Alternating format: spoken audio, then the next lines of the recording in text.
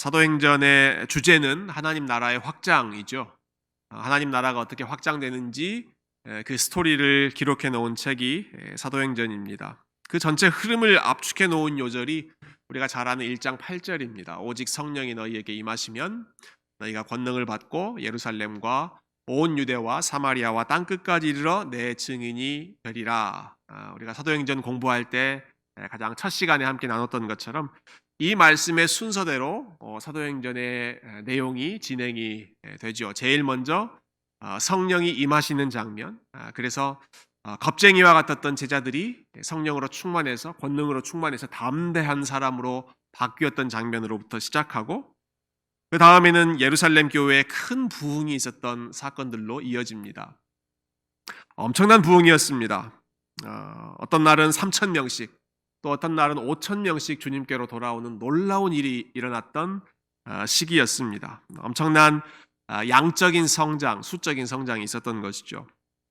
보통 이렇게 수적인 성장이 급격하게 일어나면 서로 간의 관계는 좀 약해지는 게 일반적입니다. 사람들은 막 바글바글 거려도 인격적인 교제가 없는 것이 일반적인 모습인데, 초대교회는 그렇지 않았습니다. 예루살렘 교회는 이렇게 급속도로 숫자가 많아짐에도 불구하고 사람과 사람 사이에, 성도와 성도 간에 나누는 믿음의 교제, 사랑의 교제도 더욱 깊이 이루어지는 교회였습니다. 각자 자기 집을 오픈해서 식사 교제를 하기도 하고, 사도들이 가르치는 말씀을 열심히 같이 배우기도 하고, 심지어는 서로 자기 물건을 팔아서 다른 형제들을 돕기 위해서 사용하는 그런 구제도 활발했던 교회가 예루살렘 교회였습니다. 수적인 부흥과 사랑의 성장, 믿음의 성장이 함께 이루어졌던 교회가 이 예루살렘 교회였던 것이죠. 소위 골든 에이지라고 부를 만한, 황금 시대라고 부를 만한 그 시대가 바로 이 예루살렘 교회의 성장 시기였습니다. 뿐만 아니라 이 좋은 흐름을 잘 이어가기 위해서 직분자들을 세우죠. 헌신된 직분자들을 한 사람 두 사람씩 세웁니다. 얼마나 교회로서는 신이 나는 시간이었을까 우리가 익히 짐작할 수 있겠습니다. 그런데 갑자기 예상치 못한 시련이 닥칩니다. 직분자를 세우자마자 그 직분자 중에 가장 유력한 지도자였던 스데반 집사님이 억울한 누명을 받아서 재판에 처하게 되고, 그 재판의 결과 돌에 맞아 순교하게 됩니다. 거기서 멈추지 않고 이제는 예루살렘 교회 전체에 아주 큰 핍박이 이어집니다. 마치 폭탄을 맞은 듯이 예루살렘 교회 전체가 풍비박산 나는 일이 오늘 본문의 첫 번째 구절 1절에 나오는 내용이죠. 제가 1절 한번 다시 읽어보겠습니다. 사울은 그가 죽임 당함을 마땅히 여기더라. 그날에 예루살렘에 있는 교회에 큰 박해가 있어 사도 외에는 다 유대와 사마리아 모든 땅으로 흩어지니라. 예루살렘에 있는 교회에 박해가 시작됐을 때 어떤 결과가 초래됐습니까? 무슨 일이 일어납니까? 사도 외에는 다 유대와 사마리아 모든 땅으로 흩어졌습니다. 사도 외에는 예루살렘에 남는 사람이 없고 다 다른 지역으로 흩어지는 것이죠. 사도들만 예루살렘에 있고 나머지는 다 다른 지역으로 뿔뿔이 흩어집니다. 아마 3,000명씩 5,000명씩 막 사람들이 모이고 북적거리고 서로 집에서 만나서 교제하고 예배드리고 하여튼 그러한 모임들이 순식간에 정지되고, 그런 시기가 언제였는가 싶을 정도로 사람들이 다 뿔뿔이 흩어져서 아마 그 예루살렘 공동체 교회가 텅 빈 그런 상황이 되어버린 것이죠. 마치 요즘에 교회 안에 이제 목회자들 몇 사람만 이렇게 있고 나머지 분들이 다 각자 흩어져 가정으로 또 다양한 곳으로 처해 있는 것과 감히 좀 비교해 보자면 비슷한 느낌이지 않을까 싶습니다. 물론 그렇다고 남아있는 저희들이 사도다라고 하는 것은 아니지만 눈에 드러나는 그러한 현상이 좀 비슷하다라고 하는 것이죠. 근데 참 놀라운 일이 일어납니다. 그 다음에 이어지는 내용들이죠. 여러분, 교회가 핍박을 받고 사람들이 뿔뿔이 흩어지고 그러면 하나님 나라가 약해지고 복음 전파가 장벽에 부딪혀야 할 것 같은데, 그 다음에 이어지는 내용은 오히려 정반대입니다.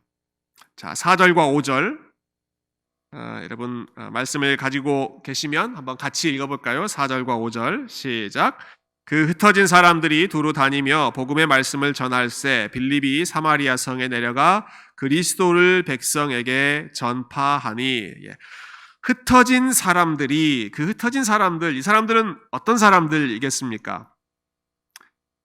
사실 제가 이렇게 계속 질문을 할 필요가 없습니다. 질문을 해도 반응이 여러분 집에서 대답하실 거기 때문에 뭐 질문을 할 필요는 없는데요. 그래도 흐름상 이 흩어진 사람들이 어떤 사람입니까? 우리가 1절하고 연결해 보면 사도 외에는 다 흩어졌다라고 하니까 사도 빼고 나머지 사람들이 지금 다 흩어진 것입니다. 사도들이 유대 지역, 사마리아 지역으로 들어가는 것이 아니라 사도들은 예루살렘에 남아 있고 사도가 아니었던 소위 우리가 일반 평신도라고 부르는 사람들이 여러 지역으로 흩어지게 된 것이죠. 어떤 사람은 유대로, 어떤 사람은 사마리아로. 특히 이 사마리아라고 하는 지역에까지 가서 사람들이 그리스도를 전파하게 됩니다. 그러나 여러분 많이 들어보셨겠지만 예루살렘과 사마리아는 앙숙과 같은 그런 관계입니다. 정치적으로도 그렇고 문화적으로도 종교적으로도 그렇고 오랜 감정의 골이 있는 그런 관계가 이 유대와 그러니까 예루살렘과 사마리아, 서로 마치 무슨 바이러스나 가지고 있는 듯이 서로 상종도 하지 않고 피해서 가려고 했던 곳이 이 두 지역의 관계죠. 그런데 이 예루살렘에 있던 교인들이, 성도들이 사마리아까지 들어가서 드디어 사람들을 만나기 시작하고 그들에게 예수 그리스도를 소개하고 그곳에 기쁨이 있고 그곳에 하나님 나라가 세워지는 놀라운 일이 오늘 본문에 기록되어 있는 것이죠. 이 모든 일이 무엇으로부터 시작됐죠? 예루살렘 교회에 닥친 핍박으로부터 시작됐습니다. 교회에 닥친 핍박으로 사람들이 뿔뿔이 흩어지면서 이러한 일들이 있었던 것이죠. 여러분 예루살렘 교회는 참 좋은 교회였습니다. 정말 좋은 교회, 부러운 교회였습니다. 그렇지만 당시에 예루살렘 교회만 좋은 교회였습니다. 그 지역에만 교회가 있고 다른 지역에는 교회가 세워지지 않았던 것이죠. 근데 하나님께서 그것을 확장시키시는 것이죠. 어떤 면에서 보면 이 복음이라고 하는 좋은 소식이 예루살렘 안에만 갇혀 있는 상황이었다. 이렇게 우리가 묘사할 수 있을 것 같습니다. 저희가 금요일 날 계속 갇혀 있는 사람들이라고 하는 주제로 좀 말씀을 나누고 있었는데 오늘 내용을 좀 패러프레이즈 해본다면 갇혀 있는 사람들이 아니라 갇혀 있는 복음입니다. 복음이 예루살렘 지역 안에만 갇혀 있는 것입니다. 그래서 하나님께서 그것을 깨트리고 다른 지역으로 확장되게 하시는 거죠. 원래 이것이 하나님의 계획이었습니다. 그래서 예수님께서 승천하실 때 예루살렘과 사마리아와 땅끝까지 이렇게 청사진을 분명히 제시해 주셨지만 아마 사람들이 이 예루살렘 교회가 너무 좋으니까 우리끼리 서로 사랑을 나누고 함께 예배하고 교제하는 것이 너무 좋다 보니까 익숙했던 그러한 상황을 깨트리고 밖으로 나아가기가 쉽지 않았던 것이죠. 그래서 하나님께서 강제적인 방법을 사용하셔서 오히려 예루살렘 교회에 사람들이 모이지 못하고 흩어지도록 강제적인 방법을 동원하시는 것이죠. 아마 이런 일이 일어났을 때 사도들이나 예루살렘 성도들은 무척 혼란스럽고 이해하기 힘들었을 것입니다. 아니 지금 우리 교회 분위기가 좋은데 사람들도 많아지고 직분자들도 세우고 여러 사랑의 모습들이 나타나는 분위기 좋은 날인데 왜 하나님께서 이런 어려움을 허락하실까? 그 당시에는 이해하기가 참 어려웠을 것입니다. 그런데 이제 시간이 흐르고 이제 누가가 이 사도행전을 기록하는 시점 정도가 됐을 때 누가는 이러한 역사의 흐름을 보면서 깨달은 것입니다. 하나님의 빅 픽처가 있었구나. 하나님께서 계획하신 바가 있었구나. 그 순간에는 우리가 참 이해하기 힘든 순간이었지만, 이해하기 힘든 일이었지만 하나님께서 교회를 흩으심으로 복음도 함께 흩으시고 하나님 나라도 확장시키셨구나. 도저히 생각지 못했던 일들이 새롭게 일어나는 것을 누가는 깨닫고 그것을 이 사도행전 8장 말씀에 기록해 놓으면서 이것을 읽는 모든 사람들에게 하나의 교훈으로 알려주는 것이죠. 요즘에 이제 코로나 바이러스로 인해서 생기는 여러 가지 변화들, 또 앞으로 닥칠 그런 새로운 일들을 예상하다 보니까 저는 오늘 본문의 내용이 여러 가지 면에서 오버랩 되었습니다. 좀 우리가 생각할 그런 주제들이 많이 있는 것 같아요. 물론 저희가 지금 경험하고 있는 이 현실이 예루살렘 교회에 닥친 핍박과 비슷한 종류라거나 혹은 비슷한 강도라거나 하는 말씀을 드리고자 함은 아닙니다. 아마 그것과는 비교할 수 없을 것입니다. 우리가 지금 좀 불편함을 겪고 있긴 하지만 그렇다고 우리의 생명이 뭐 사울이 우리 집에 쳐들어와서 뭐 우리를 빼앗으려고 하지도 않고 뭐 물리적으로 교회를 다 해산시키려고 하거나 그러한 일들은 아니죠. 사실 어떤 분들은 굉장히 큰 우려를 갖고 계신 분들도 계십니다. 이렇게 코로나가 지나가고 나면 모든 교회가 다 쇠퇴하게 될 것이고 모이는 일이 힘들어지게 될 것이다.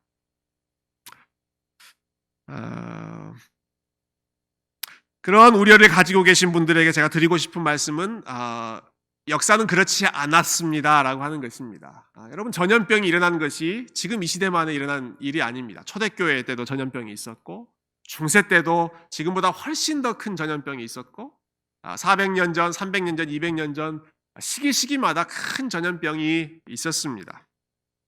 그런데 그렇다고 해서 교회가 무너진 것은 아니었습니다.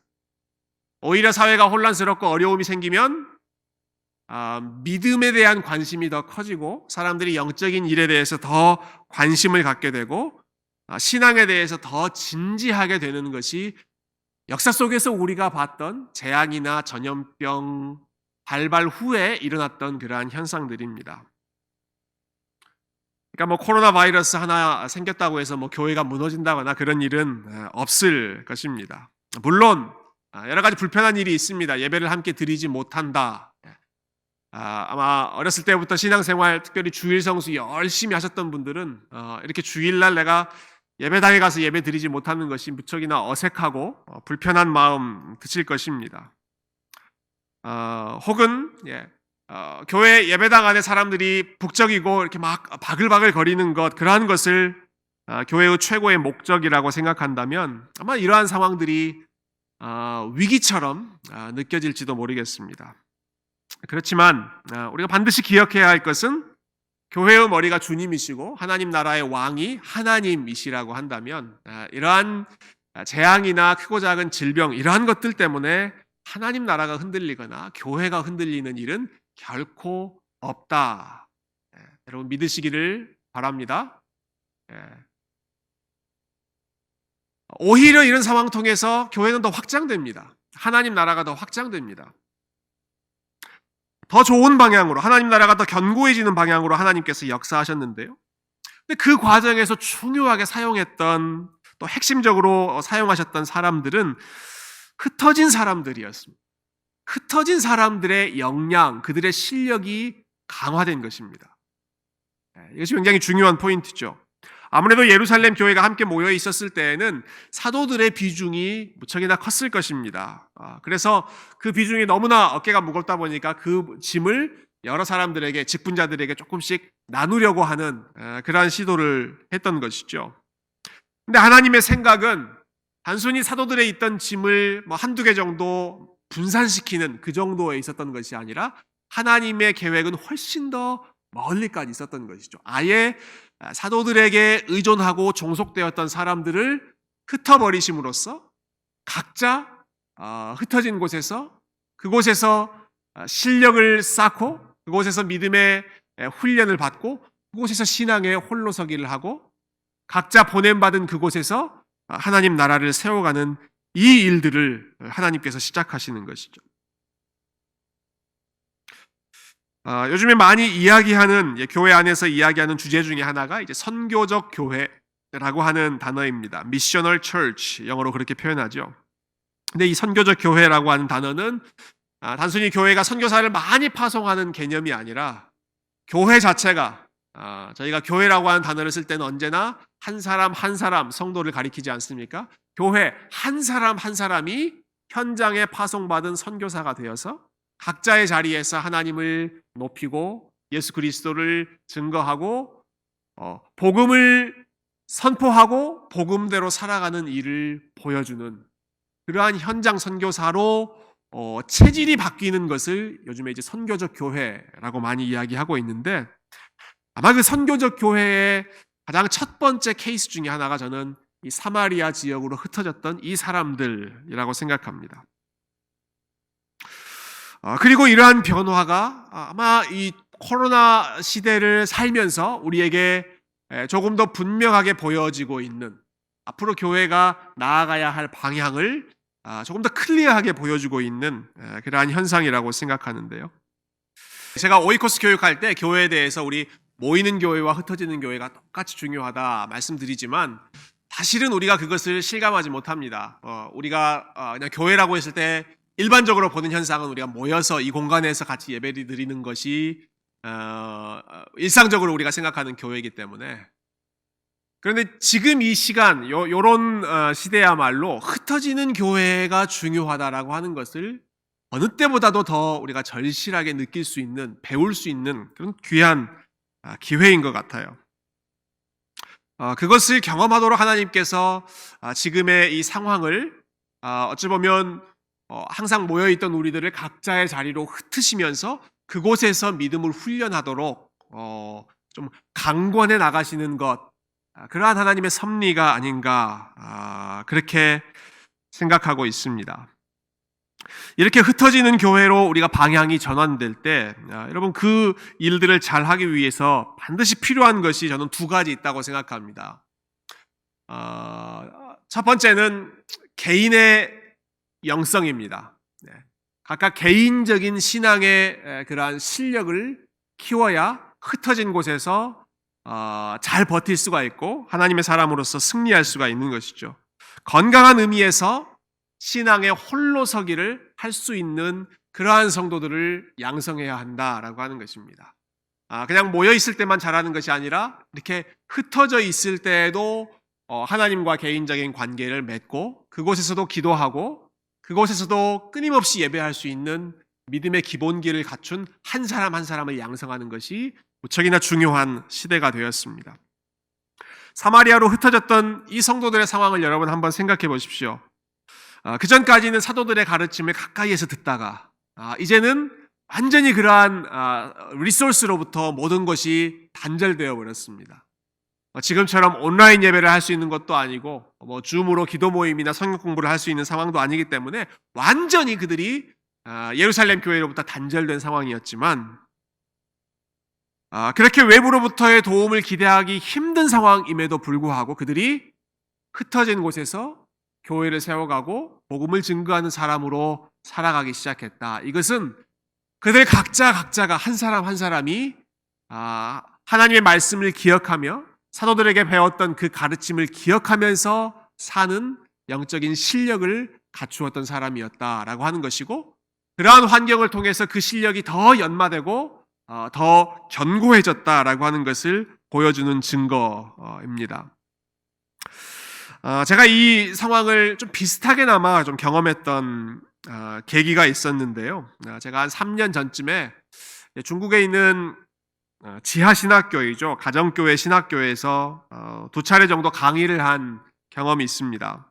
이미 그들은 현지에서 오랫동안 목회하셨던 분들이고 또 신학 열심히 공부하고 있는 신학생들이었는데, 제가 이제 마침 논문을 쓰고 전공했던 분야가 웨스트민스터 신앙 고백서 관련된 내용이었기 때문에 그 내용을 좀 강의해달라는 초청을 받아서 처음에 한 번, 또 그 다음에 한 번 더 가서 강의를 했습니다. 웨스트민스터 신앙 고백서를 같이 공부하다 보면 필연적으로 우리가 소요리 문답도 같이 공부하지 않습니까? 그래서 제가 이제 분위기도 조금 친숙하게 할 겸 여러분 소요리 문답 1번 유명한 문답 아시죠? 하면서 좀 소개를 했습니다. 우리도 이 소요리 문답 1번은 좀 잘 알죠. 사람의 제일 된 목적이 하나님을 영화롭게 하고 영원토록 그를 즐거워하는 것이다. 1번 문답은 많은 사람들이 압니다. 근데 2번은 잘 몰라요. 2번. 그렇다면 우리는 어떻게 하나님을 영화롭게 하고 즐거워할 수 있습니까? 제가 그분들을 한번 테스트하는 참에서 물어봤습니다. 여러분 2번도 아십니까? 그랬더니 2번 답변이 줄줄줄 나오는 거예요. 그 사람들이. 신구약 성경에 기록된 하나님의 말씀은 우리가 하나님을 어떻게 영화롭게 하고 즐거워할지를 가르쳐주는 유일한 기준입니다. 이 답이 나오더라고요. 물론 그분들이 중국어로 얘기하고 통역해 주시는 분들이 저에게 알려주셨는데요. 혹시나 해서 3번 아시냐고 물어봤습니다. 3번도 아십니까? 그랬더니 3번은 질문이 성경은 우리에게 무엇을 가장 주요하게 가르칩니까? 라는 것인데, 거기에 대한 답은 성경은 우리가 하나님에 관하여 믿어야 할 내용이 무엇인지, 그리고 하나님께서 우리에게 요구하시는 내용이 무엇인지를 주로 가르치고 있습니다. 이게 답변이거든요. 또 3번 물어봤더니 줄줄줄 그분들이 대답을 하시더라고요. 그래서 계속 진행했다가는 제 실력이 들통날까봐 여러분 대단하시다고, 어떻게 근데 이렇게 다 알고 계시냐고, 외우고 계시냐고 제가 물어봤습니다. 아니, 다 알고 계시는데 왜 저를 부르셨습니까? 농담하면서 이제 물어봤는데요. 이제 그분들 얘기는 자기들은 이렇게 단답형으로 하나씩 많이 외우기는 했는데, 신앙 고백서의 흐름이나 또는 역사적인 배경이나 이런 부분들은 우리가 잘 모르기 때문에 그런 부분들을 좀 가르쳐 달라고 이제 부탁을 하시더라고요. 제가 이렇게 물어봤습니다. 아니, 어떻게 해서 이렇게 소요일 문답 하나하나를 다 외우고 계십니까? 근데 문답만 외우는 게 아니라 그분들이 성경 구절들도 기가 막히게 암송하고 계시거든요. 어떻게 그렇게 다 외우고 계십니까? 그랬더니 이분들 대답이 오래전부터 중국 교회는 그랬답니다. 언제 공안이 쳐들어올지 모르고, 언제 공산당이 쳐들어올지 모르고, 그러면 교회 문 닫고 성경책 빼앗기는 것이 그들의 일상이었기 때문에 항상 하나님 말씀을 머릿속에 넣으려고 사람들이 암송하는 것이 훈련되었다라는 것이죠. 그게 가정교회 안에서 오랫동안 훈련되었던 그러한 모습이었던 것이죠. 그래서 제가 가르치려고 갔다가 크게 도전받고 돌아온 시간이었는데요. 홀로 서기를 항상 준비했던 거죠. 우리는 이렇게 모일 수 있는 게 정상이 아니라 항상 흩어지는 것이 그들에게는 정상이었기 때문에 언제 어디서든, 혹 설령 성경을 빼앗긴다고 할지라도 홀로 서기를 할 수 있도록 그들이 교리문답도 외우고 하나님 말씀도 외우는 것을 준비했던 참 귀한 모습이었습니다. 물론 지금 우리의 상황이 중국의 상황과 비슷하진 않지만, 우리는 언제든지 성경도 읽을 수 있고 여러 가지 방식으로 하나님 말씀 가까이 할 수 있으니까요. 그렇지만 신앙의 홀로서기를 훈련하고 준비해야 한다라고 하는 차원에서는 저는 지금 우리가 겪고 있는 이 상황이 우리에게 굉장히 중요한 전환점이 되고, 우리가 교회에서 하는 훈련의 방향도 한 사람 한 사람이 각자의 자리에서 개인적으로 하나님과 경건 생활을 나눌 수 있도록 훈련시키는 것, 어떤 상황에서도 개인적으로 기도할 수 있도록, 예배할 수 있도록 훈련하는 것, 신앙의 홀로서기를 준비시켜주는 것이 우리 교회 안의 훈련의 그러한 방향이 되어가야겠다 하는 생각을 크게 갖게 되었습니다. 그것이 초대교회의 힘이었고, 지금 흩어진 사람들이 버틸 수 있는 힘이었고, 여러분, 그것이 사실 종교개혁이 일어났던 모토였고, 그리고 그것이 사실 지금 이 시대에 저와 여러분에게 더욱 절실히 요청되고 있는 실력이죠. 또 한 가지 생각해 본다면, 이처럼 개인적인 영성을 키워야 하는과 동시에 이제는 어느 때보다도 더 가정의 영성이 중요한 시기가 되어간다 라는 생각을 하게 되었습니다. 아마 요즘에 가족들과 긴 시간을 보내면 보낼수록 저와 여러분이 더 실감하고 있는 부분이라고 생각하는데요. 가정 안에서 말씀을 읽고, 가정 안에서 함께 기도하고, 또 우리 자녀들과 함께 성경적으로 생각하고 살아가는 훈련을 하지 않고서는, 지금 우리가 주일학교도 안에서 하지 못하고 중고등부도 하지 못하고 있는 상황이지 않습니까? 가정에서의 신앙교육, 신앙훈련이 점점 더 커지는, 절실히 요청되는 시기다라는 것이죠. 사실 이것은 지금 이 시대만 필요한 것이 아니라, 여러분, 이것이 기독교 역사가 흘러오는 가운데 하나님 나라를 확장시켰던 제일 좋은 도구였습니다. 가정을 통해서 신앙이 전수되는 것 말이죠. 오늘날 교회에서 하고 있는 사역이나 프로그램들이 참 많이 있습니다. 여러분, 제자훈련도 있고 주일학교도 있고 찬양 집회도 있고 이런 것들 열심히 하고 있는데요. 이러한 일들은 굉장히 최근에 나타난 현상들입니다. 100년 전, 200년 전 이런 때는 이런 건 없었습니다. 제자훈련 없었고 주일학교 이런 것들도 없었습니다. 그렇지만 제자훈련 프로그램이 없었어도 제자를 양성하는 일들은 계속해서 이루어졌고 주일학교 모여서 하는 그러한 일들이 없던 300년 전, 400년 전 그 시기에도 아이들이 계속해서 하나님 말씀을 배워서 하나님의 사람으로 성장해 갔습니다. 그런 일들이 어떻게 가능했던 것일까요? 가정에서 그 모든 일들을 다 했기 때문이죠. 가정에서 부모님들이 신앙생활하는 모습을 보고 배우면서 영향을 받으면서 그들이 함께 부모님과 믿음의 동역자로 제자로서 성장해 나가고 부모님들과 함께 성경을 읽고 말씀을 나누는 가운데 역시 하나님 말씀을 배우는 주일학교의 그 교육이 신앙교육이 가정에서 이루어졌던 것이죠. 그런데 오늘날은 이 모든 활동들이 가정에서 하는 것이 아니라 교회 여러 부서들에게 트랜스퍼돼서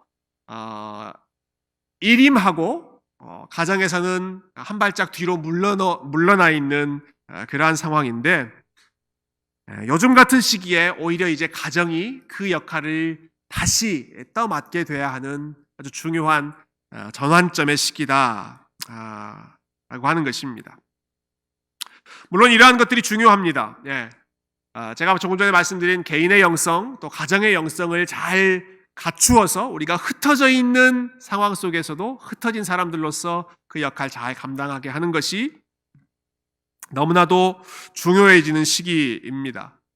이 말은 그러니까 교회는 가만히 있겠다라고 하는 것이 아닙니다. 교회는 이러한 목표가 세워질 수 있도록 실현될 수 있도록 돕겠다라고 하는 것입니다. 우리 성도님들이 각자의 자리에서 흩어진 사람들로서 잘 살 수 있도록 우리 성도님들의 가정이 각자의 자리에서 부모와 자녀 간의 신앙의 훈련, 신앙의 교제가 잘 이루어질 수 있도록 돕는 것이 앞으로 교회가 더 힘써야 할 방향이구나.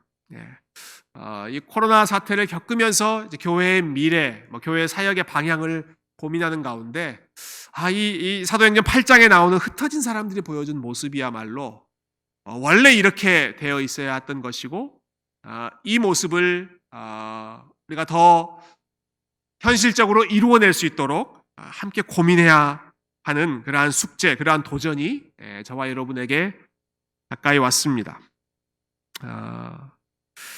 그래서 저희가 앞으로 우리 교회를 위해서도 함께 기도하고 저와 여러분을 위해서 이 시간에 기도할 때 무엇보다 우리가 각 사람이 하나님께서 보내신 곳, 부르신 그곳에서 하나님을 잘 섬길 수 있는 개인적인 영적인 실력을 키울 수 있는 사람으로 훈련되기를 함께 기도했으면 좋겠고요.